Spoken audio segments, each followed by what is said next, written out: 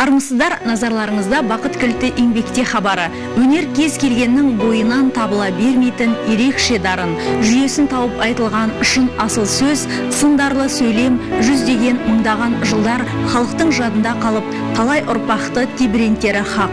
Таңдамалы сәулет өнерінің туындылары да саралы ой қозғайтын осы маржан сөздердей, көргенде ет жүрегіңді баурап әкететіндей, деміңді ішіңе тартып, көз алмай қарап қалатындай болуы тиіс. Ендеше осы сәулетші мамандығын таңдап, бүгінде қаланың көркеюі жолында аянбай үлес қосып жүрген жас сәулетші Асхат Бәкір жайлы баяндаймыз.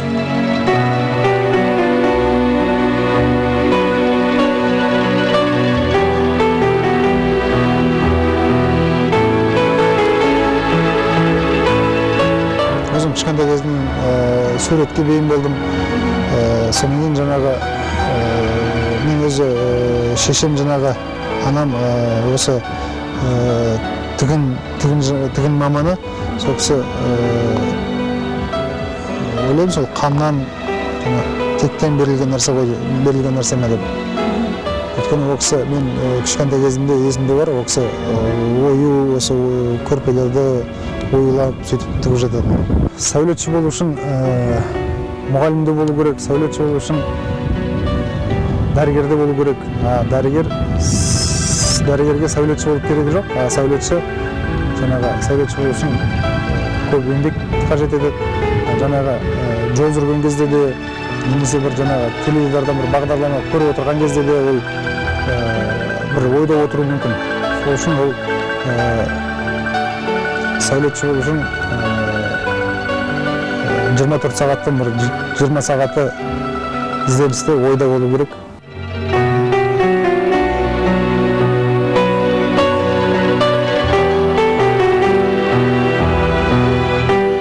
Сәулет өнері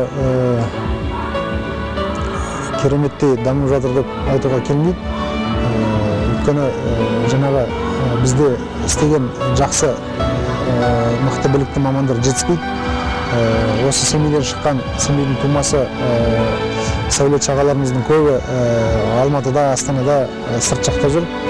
Енді ол кісілердің семейге жаңағы көңіл бөлмеуінен, екіншіден енді әкімшілік көп жұмыстар жасап жатыр. Жергілікті сәулет бөлімі бәрі бірігіп. Бірақ енді оның бәрі жаңағы қаржыға байланысты 10 жобаның 2-3 ғана жүзеге асып,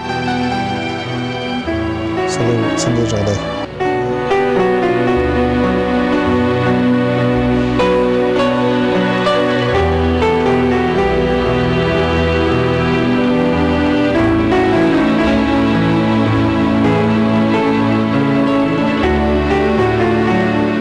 Біз енді Асхат бауырыммен танысқаны бір 6 жылда болды.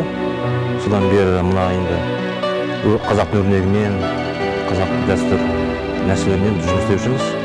Бұл Асхаттың бойында бұл жас дизайнер ойдары жақсы. Разработка берді орысша айтқанда, сол жақсы. Бұған ерекше келешекте ойлаймын, что Асхат мықты бір не болады. Архитектор болады, шилжіші дейді. 3-4 объект істедік. Қазір ол кісі остров полковничий дейміз ғой, соны қазір жұмыс істеп жатыр. Музей мира дейді. Сол келешекте өте көп бізде пландар, Асхатпен бірге істейміз. Туған жерім осы Семей қаласы, Абралы, бұрынғы Абралы ауданы, Қайнар деген ауыл. 83 жылы сол жерде дүниеге келдім. Мектепті жартылай сол ауылда бітіріп, жартылай осы Семей қаласындағы 16 мектепті бітірдім. Кейін осы архитектураны оқып, сәулет өнерін оқып, осы мамандықпен айналысып жүрмін. Енді туған жерім деп өзімнің принципім солай болған. Бірінші анау туып өскен ауылдан бастаймын. Содан кейін қалаға ауысам, жұмыстарым болашақта Астанаға ауысамыз деп. Енді өздеріңіз білесіздер, ауылдың шаруасымен айналысып, ақырғы 4-5 жылда ауылдың шаруасымен айналыстық. Оғанда көп жаңағы сол жақта туған бизнестегі ағаларымыз көп үлесін қосты. Жаңағы Сыржанұлы Марат ағамыз көп сәулет өнеріне сол ауылдағы сәулет өнері көп үлесін қосты. Архитектура саласына келгеніне ұзақ жыл болмаса да, жас сәулетші Асхат өзінің бірегей жобаларымен көпшілікті тәнті етті. Ол 2008 жылы Астана қаласында өткен сәулетшілер конкурсында ең үздік тұрғын үй номинациясын жеңіп алды. Сәулетшілер одағының мүшесі. 2008 жылы Қайнар ауылында тұрғызылған Алтын босаға стелласының авторы. Ядролық полигонның жабылғанына 20 жыл толуына орай Қайнар ауылында орнатылған Абралы қасіреті монументінің жеңістің 65 жылдығына арналып 2010 жылы Қайнар ауылында бой көтерген Ұлы Отан соғысына аттанған абралылықтар сынды көптеген авторлық жұмыстары елге белгілі кәсіпкер азаматтардың арқасында қолдау тауып, туындылары қағаз бетінде қалмай, сәулетші армандаған туған жерінің топырағында бой көтерді. Ол жаңағы ең ақырғысы Абралы көтерілісіне бір стеллаға жасалған болатын 2011 жылы. 2013 жылы Ұлы Отан соғысының 65 жылдығына үлкен тақтатас қойылды. 2009 жылы полигон жабылғанына 20 жылдыққа байланысты монумент қойылған. Сондай жұмыстар. Қаладағы жобалар бұл жаңағы осы полковничный аралы дейміз ғой. Осы полковничный аралындағы жаңағы бейбітшілік мұражайы, оны да жаңағы шығармашылық бірлестік көп, оның бәрі бір адамның қолынан келе бермейді. Сондықтан оны жаңағы шығармашылық топ көп, 4-5 адам көп жұмыс жасадық. Бұл бейбітшілік мұражайының шығармашылық топтың жетекшісі осы Семей қаласының әкімі Айбек Мұталапханұлы болып, осындай жұмыстар жасағанбыз. Асхат бауырымыз туралы айтатын болсақ, бұл жігіт өзі өте еңбекқор, мынау қазіргі заманның талабына сай, өзі қалай айтса болады, қазақ балаларының ішінде бір өте өнер жағынан, мынау сәулетші, архитектура жағынан өте бір алғыр және осы көп адам мыңның бірі біле бермейтін кейбір жақсы құрылыс саласында өзінің жаңа айтып отырған сәулет саласында өте үлкен ізденіп, әрқашан ізденісте жүретін жігіт. Соның және нәтижесі өте жақсы. Жобалардың бәрі енді қазір заманда бәрі заманауи технология ғой. Сондықтан бәрі компьютерда сызылады. Өйткені компьютерда сақтауы оңай, өзгертуі оңай. Сондықтан өйткені ол қазір заманның талабы сондай. Жаңағы бәрі заманға байланысты компьютерде жасалады. Жаңағы 3D графика дейміз. Сол трехмерный графикада жасалады. Біз шетелге көп шыға қоймаймыз, бірақ қазіргі заманға байланысты интернет бар, кітаптар бар. Содан кейін жаңағы осы сәулетшіге жаңағы шабыт келтіру үшін осы Қазақстан өзін аралап шықса да сол жеткілікті. Асхаттың жаңағы адамгершілік қасиеті жағынан да айтсақ болады. Мынау қазақи өте қарапайым, өзі ойлап шығарып, мынау киіз үй дейді проекті осыдан 1-2 жыл бұрын республиканың республикалық байқаулардың жеңімпазы болған, творчестволық адам өте. Және сол творчествомен бірге іскерлік қасиеті де бар, екеуін біріктіріп өте табысты еңбек етіп жатыр. Бір ұл, бір қызым бар. Жаңағы өзімнің жүрегімнен шыққан туындылардың бәрі оларды мен ұлым мен қызым деп айтам. Сондықтан менен бақытты адам жоқ. Ұлым да бар, қызым да бар. Қызым 3 жаста, ұлым бұйырса бірінші сыныпқа барайын деп жатыр. Олар да мен сияқты суретке жақын, суретке, музыкаға.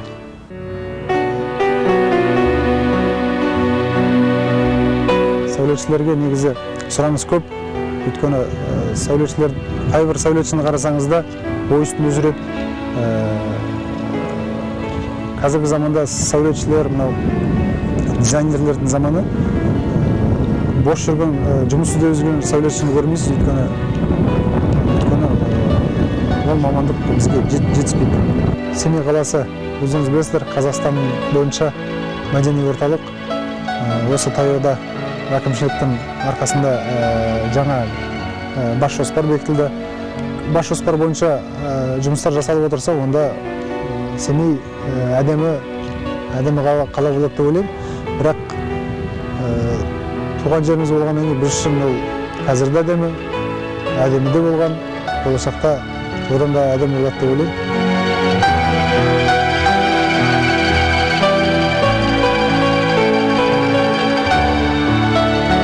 Сіздің дүниелеріңіздің бәрінен қазақтың исі аңқып тұрады жобаларыңыздың бәрін қарап отырсақ, бұл жаңағы сәулетшілерден ерекшелену ме, жоқ әлде өзіңіздің жеке идеяңыздан туындаған дүниелер ме?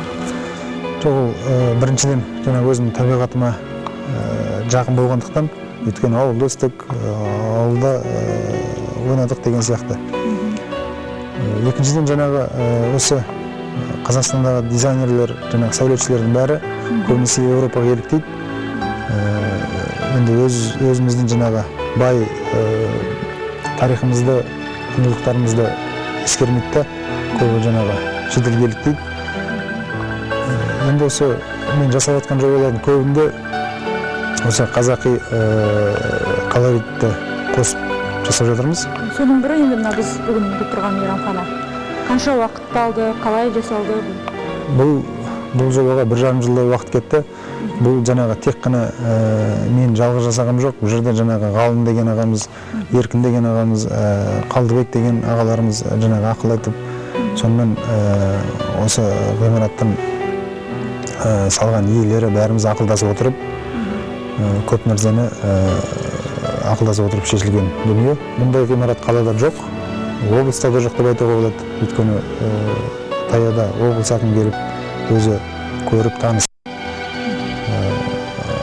таңғалып кетті.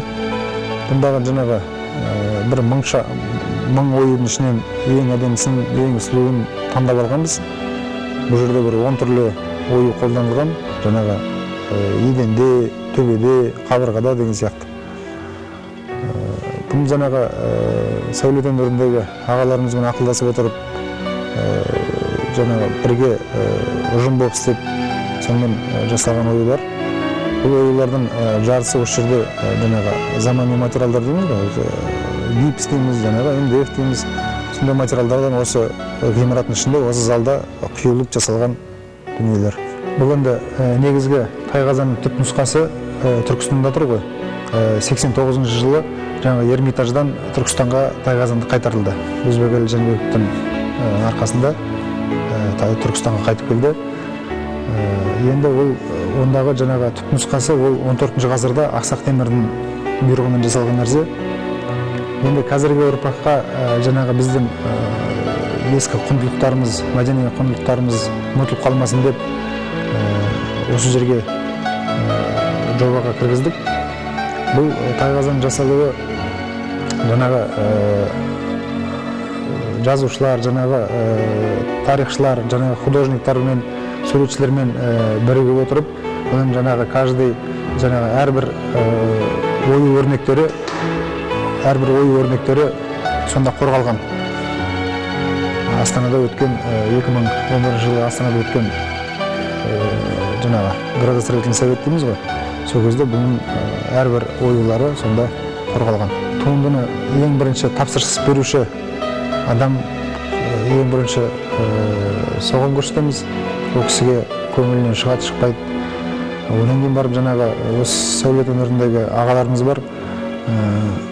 Бәрлеріңізге белгілі Шотаман Уәлиханов деген, Жандарбек Мәлібеков деген менің ұстаздарым.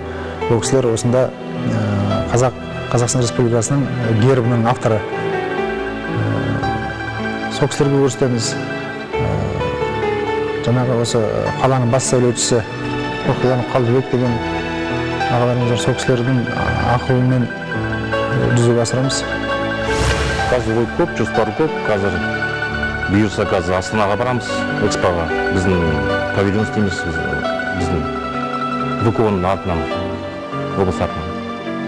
Сондай жолдар бар.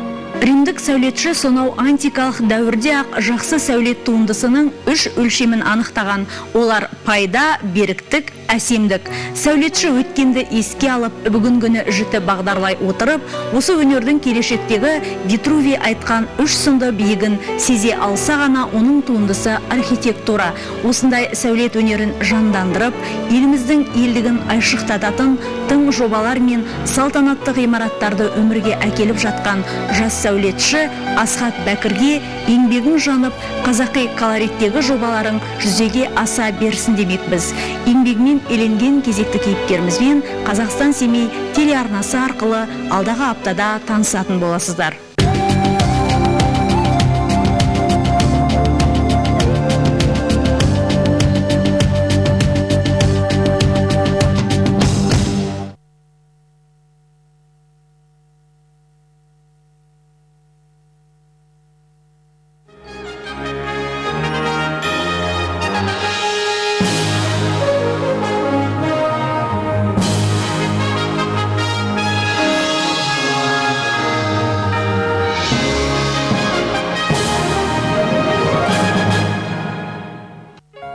Қолы қимылдағаның ауызы қимылдар. Жұмыспен қамту 2020 мемлекеттік бағдарламасының арқасында қорасын малға толтырып, күнделікті нәпақасын тауып жүргендер бар.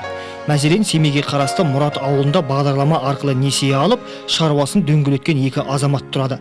Несиеге бірнеше сиыр алған олар бүгінде малын төлдетіп аққа кенелуде. Артылған сүт, қаймағын сатып, күнделікті ақшасын табуда. Болатбек Жақыпов жұмыспен қамту 2020 бағдарламасының игілігін көріп отырған Мұрат ауылының тұрғыны. 3 баласы бар. Мемлекеттік қолдауға арқа сүйеген азамат былтыр 1 миллион теңге несие алып, оған 3 сиыр сатып алған болатын. Бүгінде сиырлары бұзаулап, мал басы еселеніп отыр. Жары Айтжамал сауған сүтін жақын маңдағы саяжайға апарып сатып, нәпақасын табады.